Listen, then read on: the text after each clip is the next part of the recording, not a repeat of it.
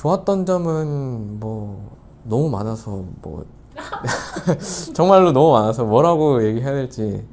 만약에 제가 한 몇 년 전으로 돌아가서 한다라고 하면은 하이파이어를 좀 더 일찍 알았으면은 이게 우리가 좀 덜 헤매지 않았을까? 그런 생각을 많이 하고, 개발을 해야 되는 특성상 1년에 들어가는 자금이 진짜 크거든요. 엄청 크거든요. 그리고 그 시간 동안 뭘 해내지 못하면은 결국 또 이제 자금 수입이 안 생기니까 그게 되게 크리티컬한데, 하이파이어하고 좀 일찍 했더라면 그런 부분들을 해소하고 온전하게 좀 사업에 집중을 할 수 있는 셋업이 되지 않을까, 그런 생각이 들어서 시간을 돌려서 한다고 하더라도 하이파이어하고 할 것 같고, 뭐 향후 하는 것도 하이파이어하고 하는 게 너무 좋을 것 같다, 그런 생각이 들고요. 결국 클라이언트 입장에서는 하고 싶은 사업 방향이 있고 아이템이 있고 플랫폼을 만들어야 되고 이건데, 그걸 완성하기까지가 너무 힘들거든요. 근데 그걸 완성한다고 하더라도 유지보수도 또 힘든 일인데, 사실 비즈니스 하는 사람들이 나 개발할 거야 하고 들어오지 않거든요. 나 사업할 거야 하고 들어오는 건데, 그 사업할 거야 라고 하는 그 단계까지 가기가 너무 힘들었는데, 하이퍼하고 하면은 좀 사업에 집중을 할 수 있는 셋업이 되지 않을까. 그 부분에 대해서는 예전부터 이제 한국 개발자들에 비해서 절대 떨어지지 않는다라는 얘기는 들었거든요. 오히려 그쪽 효율이 더 좋고 그 실력이 좋다라는 이야기를 들었어가지고, 이제 실력이 좀 있는 개발자를 잘 뽑기만 하면 문제는 없었던 것 같고요.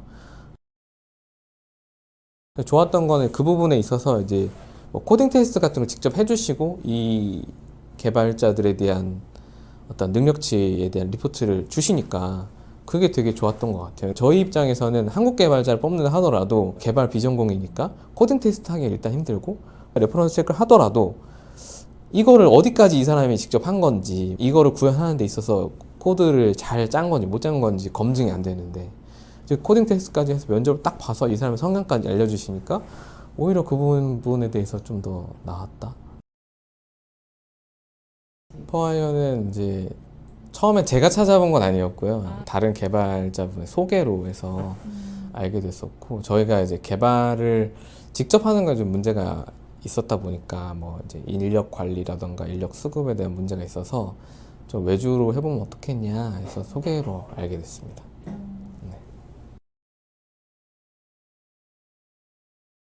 일단은 회사 브랜드가 많이 알려져 있거나 규모가 크면 개발자들이 좀 호의적으로 면접을 보러 오기도 하는데요. 이제 회사 규모가 작거나 좀 브랜드 인지도가 없으면 일단은 면접을 잡는 것부터가 너무 애로사항이 많고요. 그리고 데려온다고 해도 이 조직 규모가 작다 보니까 인사 관리가 일단 굉장히 까다로운 부분도 있고, 또 금방 이탈하는 경우도 있고, 매니징에 대한 공백이 아무래도 짜임새 있게 돌아가지 못하면은 그 인력 관리에 대한 어려움이 계속 반복되는 것 같아요. 네.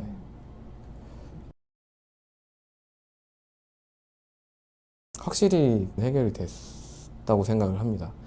왜냐면 아무래도 매니징을 거의 다 대부분 해주시기도 하고, 그리고 이제 개발 인력들이 뭔가 잘 안 맞는다 이러면 어떻게 보면은 다른 개발자로 비교적 쉽게 교체를 할 수가 있잖아요. 근데 그거를 기존 방식으로 국내 개발자를 뽑아서 한다라고 하면 진짜 쉽지 않은 거거든요. 예를 들어서 퍼포먼스가 안 나온다, 교체를 하고 싶다, 그러면 해고 통보를 해야 되는 거고, 해고 통보를 해야 되는 또 기관과 절차와 해고 통보를 받아들이지 않았을 때 생기는 트러블들을 다 감당을 해야 되고, 그러면 최소 2달에서 3달이 걸리는데, 하이퍼하이어하고 할 때는 뭔가 트러블이 나는 인원을 거의 즉각 교체할 수 있는 경우도 있었고, 뭐 새로 뽑는다 하더라도 한 2주 이내면 교체가 되다 보니까 그 점에서는 비교가 안 될 정도로 장점이 있다고 생각합니다.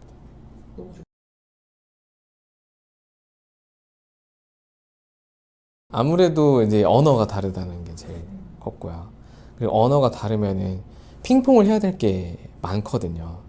왜냐면 이제, 그리고 한국말하고 외국어하고 다른 게 있는 게, 그게 딱 1대1로 호환되는 단어들이 없거나 아직 표현이 좀 어렵다? 그런 부분들이 좀 걱정이 많이 됐었고, 또 이제 타임존에 대한 우려가 좀 완전 반대거나 아니면 이제 같이 코워크할 수 있는 타임이 조금 다른 거에서 오는 문제들, 그런 것들 좀 걱정이 됐었어요. 소통 관련해서는, 그러니까 저 같은 경우도 이제 영어를 잘 못하는 편인데 번역기로 써서 해도 이게 큰 문제가 없을 정도로 소통에 있어서는 문제는 없었고, 나중에는 오히려 편하다고 생각했던 게 개발 쪽에서 나오는 여러 가지 이슈들을 잘 정리해서 전달해 주시니까, 만약에 그게 아니고 제가 다 수용해서 정리해서 판단하고 이런 것들이 오히려 좀 더 힘들지 않았을까? 그래서 오히려 직접 경험해보고 나니까 이런 프로세스가 더 편하구나라는 생각이 들었어요. 네.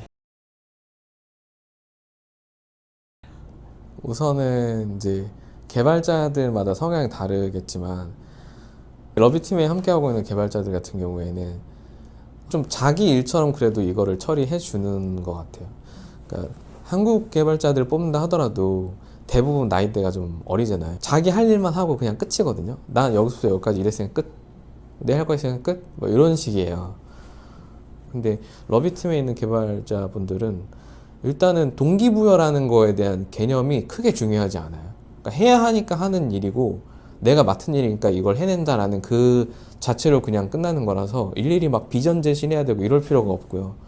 그리고 이제 해야 되는 미션이 있으면 좀 자기 시간을 더 할애해서라도 해주는 게 되게 고마웠고, 이제 사티아라는 친구가 좀 그런 것 같은데, 어떻게든 우리가 처한 상황을 해결하기 위해서 좀 한국 시간으로 새벽까지 오버타임 해서 해주는 모습을 보고 되게 정말 고맙다라고 느꼈고, 그래서 저도 이번에 러비 심사 통과됐을 때도 고맙다라는 표현을 되게 많이 했던 것 같아요. 이제 되게 노력을 많이 해주고 자기가 할 수 있는, 자기가 해야 하는 범위보다 더 많이 할애해서 해주다 보니까 어떻게 보면 그게 약간 헌신하는 거잖아요.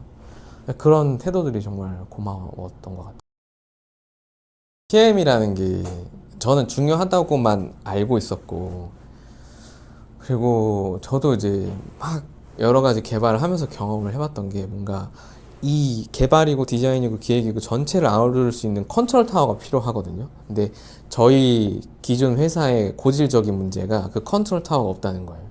그러니까 그 컨트롤 타워를 대표가 하던가 기획자가 하던가 아니면 진짜 PM이 있던가 해야 되는데, 이제 그게 잘 안 되다 보니까 문제가 좀 많았고, 잘 뭉쳐지지 않고, 또 기간에 대한 매니징이 되게 안 됐었거든요. 뭐를 언제부터 언제까지 해야 되고, 그거에 대해서 특히 좀 압박을 하고 해내야 된다, 왜 안 되냐, 이런 것들 문제를 찾아서 이렇게 연결해 주는 것들이 필요한데, 그게 일단은 해소가 돼서 너무 좋았었고, 저로서는 처음 그런 걸 경험했던 것 같아요. PM이 정말 중요하구나라는 거를, 차이가 이게 크구나라는 걸 정말 느꼈었고요. 그리고 이제 개발 팀들도 저는 개발을 잘하는 개발자는 있어도 협업을 잘하는 개발자는 PM, 그러니까 매니징을 어떻게 해주냐에 따라 진짜 퍼포먼스 차이가 크다고 생각을 하거든요. 근데 그거를 많이 느꼈었고, 이제 PM을 해주시면서 정말로 뭐랄까, 이렇게 협업 관리가 딱 나눠서 되는, 그 제가 뭐 일일이 다 모든 디테일을 챙기지 않아도 제가 우려했던 것들을 다 챙겨주시니까 그런 것들이 너무 수월하게 잘 이끌어서 나갈 수 있었던 것 같고, 만약에 하이퍼하이어와 함께 한다라고 하면은 PM 서비스는 웬만하면은 같이 하는 게 좋다. 그렇게 했을 때에 대한 이제 개발자 친밀도나 뭐 여러 가지 노하우나 경험들을 봤을 때 좀 PM 서비스 무조건 하는 게 좋다고 생각을 하고, 그 PM들 간에 약간 지식을 공유하는 아카이브 같은 그런 게 있잖아요. 그러니까 뭐 어떤 문제가 있었는데 이거를 그때 다른 PM분이 해결했던 것 같은데 가서 여쭤봐야겠다 해서 해결되는 것들이 있다 보니까, 이런 거 하나로도 사실 거의 뭐 1, 2주를 쓸 수 있는 거를 딱 단축해서 할 수 있으니까 그런 게 정말 중요한 것 같아요. 좋았던 것 같습니다.